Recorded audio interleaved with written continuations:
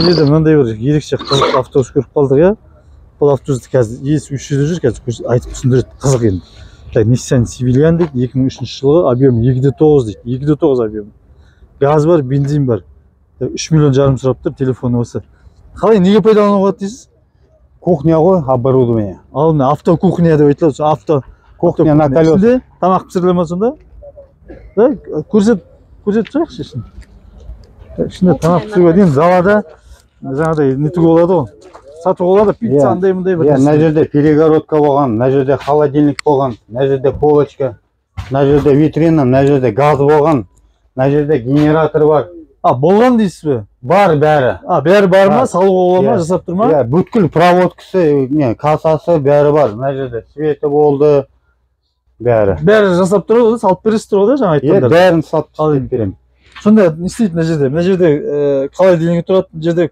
Мына жерде перегородка болды, ар жағына кіре алмайсыз болды. Мына жерде перегородка, мына жерде холодильник бар, мына жерде газ плита бар, мына жерде жаңа стол бар.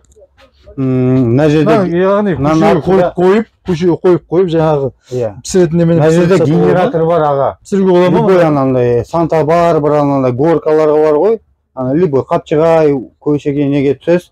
Свет керек емес, генератор қос қоясыз. Мынаның ішіне тутоқ 220 болады. Мана затты пайдаланып, жаңағыдай пицца, бірдемелер, бургер, бірдемелер жасап сатуға болады ма сонда? Иә. Бұл өз сондай болған, ана меню бар аға. Ар жағында менюсы. Мінекей, жаңа айтқан нөмірге хабарласып, ар жағында ұстап сұрауларыңызға болады.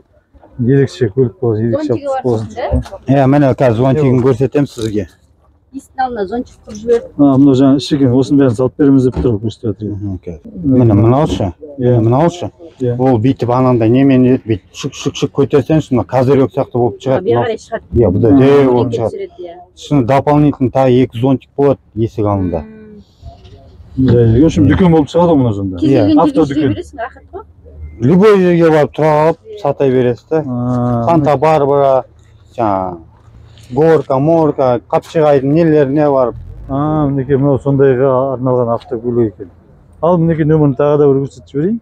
Осы нөмірге хабарласып, соғып әрі саудаласасыздар. Бағасы түсірілетіні бар болар да.